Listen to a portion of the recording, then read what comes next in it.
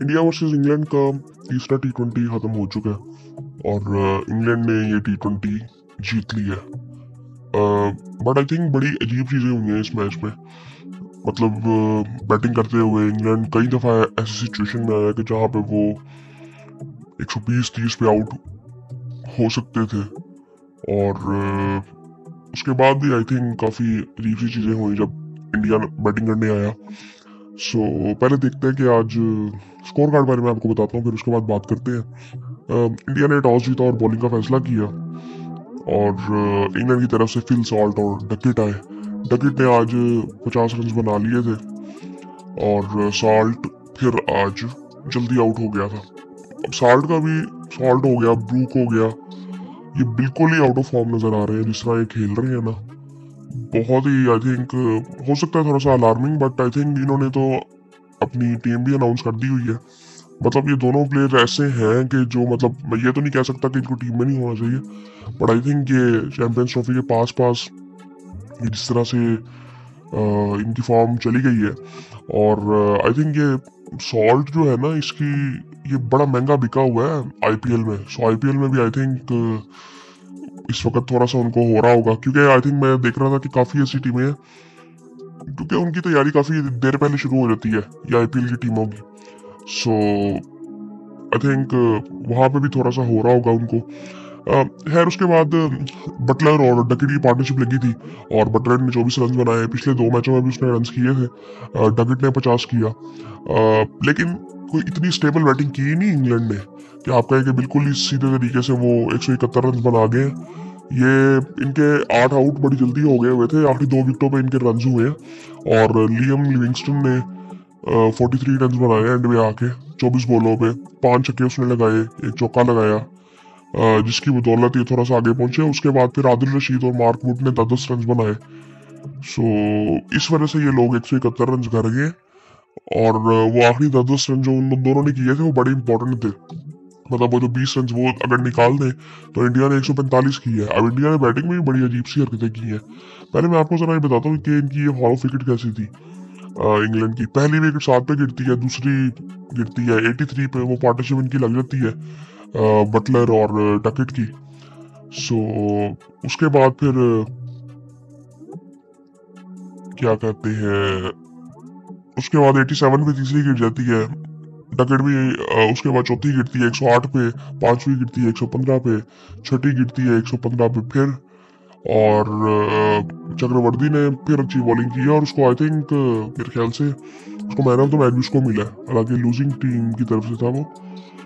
7वीं wicket गिरती है 127 पे, 8वीं गिरती है फिर 127 पे और फिर उसके बाद पार्टनरशिप लगती है। फिर 9वीं गिरती है 147 पे जो कि लियम लिविंगस्टन होता है और 10वीं नहीं गिरती फिर।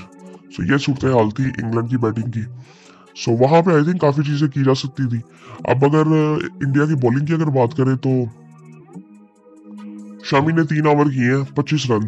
ये आई थिंक आज अर्शदीप की जगह पे खेल रहे थे और हार्दिक पांड्या ने 4 ओवरों में 33 रन दिए आज, 2 आउट किए उन्होंने। और हार्दिक पांड्या ने पता नहीं बैटिंग आज किस तरह की अजीब सी बैटिंग की है आज। वॉशिंगटन सुंदर ने 1 ओवर किए 15 रन उसने दिए और वरुण चक्रवर्ती ने 4 ओवरों में 24 रन दिए। बिश्नोई ने 4 ओवरों में 46 रन दिए, 1 आउट किया। 5 आउट थे चक्रवर्ती के। अक्षर पटेल ने 3 ओवर में 19 रन देके 1 आउट किया। अभिषेक शर्मा ने 1 ओवर किया। अब यहाँ पे पहले तो एक शामी उसकी जगह पे खेल रहा था अर्शदीप की। अर्शदीप मतलब उसको अगर रेस्ट भी दी है तो मुझे नहीं समझ आई क्यों दिया है। वो तो खेल अभी सिर्फ टी20 रहा है। अभी 2 उसने टी20 खेले थे तो आई थिंक वो इंडिया का मेरे ख्याल से तो मैं कई दफा मैं टेस्ट मैचेस में भी बात करता रहा हूँ कि अर्शदीप को तीनों फॉर्मेट मेरे ख्याल से खेलने चाहिए। बट आई थिंक अगर वो टी20 खेल रहा है तो उसको फिर रेगुलरली खेलना चाहिए। और शमी आई थिंक मेरे ख्याल से इसको ये रिहेबिलिटेशन जो एक प्रोसेस के बाद ही आ रहा है और ये प्रैक्टिस के लिए आई थिंक इसको खिलाया गया, वरना मुझे नहीं लगता कि इसको टी20 में होना चाहिए शमी को। इसको वनडे और टेस्ट में फोकस करना चाहिए। और पांड्या ने भी 33 रन तो दिए लेकिन 2 आउट भी किए। मुझे वाशिंगटन सुंदर का आज रोल समझ नहीं आया। 1 ओवर उन्होंने किया है, 15 रन दिए। बैटिंग में भी वो आई थिंक उनका एक बैट्समैन है ध्रुव जुरेल जो कि कीपर है। अच्छा, जब वो बैटिंग करके गया ना, तो 8वें नंबर पे एक वो आया, मुझे मेरा अंदाजा था कि शायद वो ना मेरे जहन में नहीं था, लेकिन उसका नाम मेरे जहन में था। यार ये तो बैट्समैन है, तो ये इतनी देर से क्यों आ रहा है? फिर मैंने जाके देखा कि यार ये बैट्समैन है कि बॉलर है। अब इसने बॉलिंग भी नहीं की थी। फिर मैंने जाके देखे इसके रिकॉर्ड्स, तो ये इसकी बैट्समैन था। ये 8वें नंबर पे क्यों आ रहा है, मुझे समझ नहीं आई। यार इंडिया जब बैटिंग करने आई तो संजू सैमसन आज भी जल्दी आउट हो गया। अभिषेक शर्मा ने 24 रन बनाए। सूर्य कुमार यादव, ये भी थोड़ा सा अलार्मिंग लग रहा है यार, कि जिस तरह इनकी भी फॉर्म उस तरह से नहीं है। तिलक वर्मा जल्दी आउट हो गए थे, अच्छी बॉल की थी राशिद ने, बड़ी जबरदस्त बॉल की थी उन्होंने। और उसके बाद फिर हार्दिक पांड्या आते हैं। 40 रन वो करते हैं तो है 35 बॉलों में, 2 छक्के 1 चौका भी लगाते हैं, बट वो 35 बॉलों में 40 है। और एंड में तो आई थिंक उन्होंने बड़ी अजीब सी हरकतें की हैं कि जुनेल सामने खड़ा हुआ है तो उसको सिंगल नहीं करवाई। तो वो आई थिंक, और पता नहीं वो रन चेस तो नहीं हो रहे थे, आई थिंक काफी रन पड़े हुए थे। उसके बाद अच्छा, हार्दिक पांड्या के बाद सुंदर आता है, वॉशिंगटन सुंदर 6 रन बनाता है। फिर अक्षर पटेल आता है, फिर ध्रुव जुनेल आता है। अब फिर वो खेल क्यों रहा है, मुझे तो समझ नहीं आई कि अगर वो जिस नंबर पे उसने खेलना है उस नंबर पे वो बैटिंग नहीं कर सकता, तो फिर वो खेल क्यों रहा है, मुझे नहीं समझ आई। अब वो इवन अगर सुंदर को भी आपने भेजना था जिस वक्त वो आया था, पहले इनकी तरफ फॉलो विकेट देखते हैं, फिर इसके बारे में बात करते हैं कि वो जिस वक्त वो आया है तो उस वक्त आपको प्रॉपर बैट्समैन चाहिए था, और अगर आपने भेजना भी था तो आप अक्षर को भेज सकते थे। मेरे ख्याल से सुंदर से बेहतर अक्षर था। पहली विकेट इंडिया की गिरती है 16 पे, दूसरी 31 पे, तीसरी 48 पे, चौथी 68 पे 68 पे, पांचवी 85 पे 85 पे, और छठी विकेट गिरती है 123 पे, सातवीं गिरती है 131 पे, आठवीं गिरती है 140 पे, और फिर 9वीं विकेट गिरती है क्या कहते हैं 140 पे। ये सूरत हाल थी। अब इसमें अगर देखें ना, यहाँ पे तिलक वर्मा 85 में आउट होता है, वॉशिंगटन सुंदर।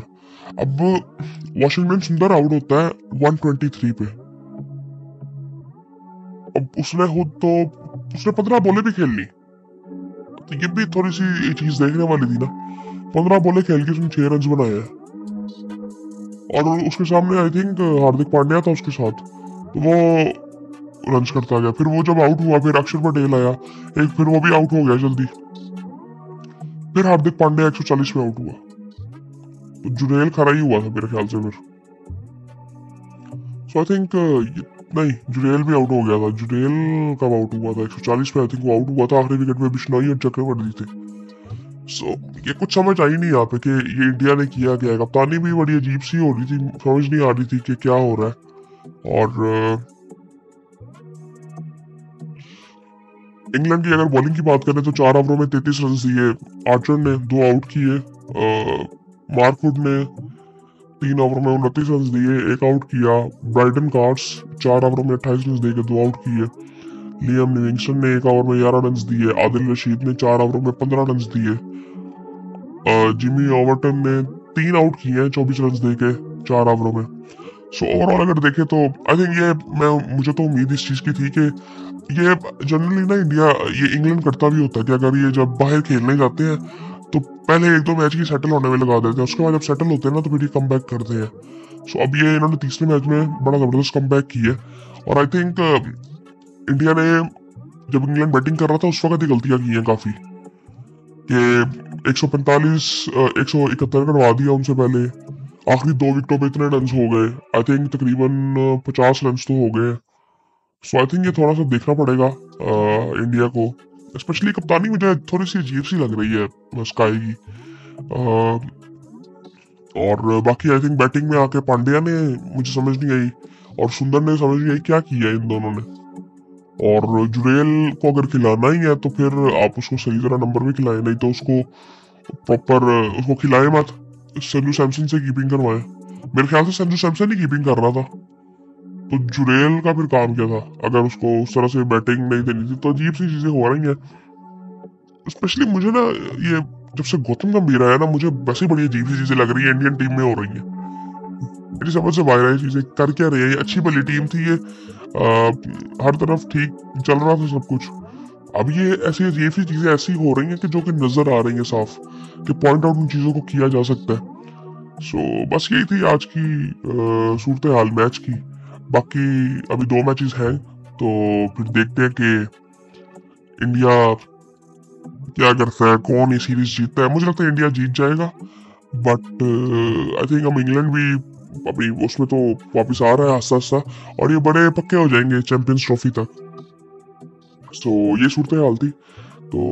और इसके अलावा कुछ हुआ है? स्टेडियम्स के बारे में काफी बातचीत चल रही थी। ये इंडियन मीडिया में बड़ी अजीब सी चीजें चल रही हैं यार, पता नहीं कौन सी तस्वीरें दिखाई जा रहे हैं पुरानी। जो स्टेडियम्स है ना, मैं आपको अगर थोड़ा सा बता दूं कि स्टेडियम जो है ना, वो स्पेशली कजाफी की अगर बात करें तो वो अपनी कंप्लीशन पे है, और उसका जितना काम है वो 2-3 दिन की बात है मैक्सिमम। मैं आपको ना एक चीज बताता हूँ, ये जो डेडलाइंस होती है ना, ये 25-30 की जो भी डेडलाइन चल रही थी, जब पीसीबी ने अनाउंस कर दिया ना कि यार इधर ट्राई सीरीज के मैचेस होने हैं, बस वहां पे ना फिर एक समझदार बंदा ना मुंह बंद कर लेता है कि यार बस अब उसका वेट करेंगे। कराची में भी मैच होना है आई थिंक, और लाहौर में भी मैच होने हैं, और पिंडी में पता नहीं है कि नहीं है। तब तक का हमें वेट करना चाहिए था। फिर कराची वाला भी अभी जो काम है वो भी 7-8 तक कंप्लीट हो जाएगा। कोई ऐसा मसला नहीं है यार, वो मैचेस जब अनाउंस हो गए हैं तो जब उससे पहले काम हो जाएगा तो खत्म बात। ये लाहौर वाला तो वो आई थिंक वो हो जाना खत्म, वो सारे खत्म हो जाएंगे यार। ये सारी बातें फजूल है, और बस वो आई थिंक ये मीडिया चलाने का तरीका एक ये है कि जी बस आपका ताल्लुक कहाँ से है तो उसके मुताबिक आप अपनी साइड की स्टोरी सुनाते हो। सही गलत अब देखा नहीं जाता मोस्टली मीडिया पे, स्पेशली अगर इस रीजन की बात की जाए, पाकिस्तान इंडिया की। ये बहुत ही अजीब सी बातें हैं। तो अच्छा, मैं आज वो उनको देख रहा था, आकाश चोपड़ा को। यार मेरी ना, यकीन करो मेरी समझ से बाहर है, मुझे ये बंदा ना बड़ा समझदार लगता है, और इस तरह की जब बातें होती है ना तो मुझे फिर बड़ी अजीब सी चीजें लगती हैं। इनकी बात अगर मैं करूँ तो समझदार बंदा वैसे कोई बात नहीं करेगा। स्पेशली मैं अगर बात करूँ ना हर्षा भोगले की, मुझे वो बड़े पसंद है जब उनका एनालिसिस वो करते हैं। एक तो वो ना वो उनके अंदर से नजर ही नहीं आता किसी के बारे में भी जनरली। ये आकाश भी मुझे बड़ा समझदार ये लगते थे, आकाश चोपड़ा जी।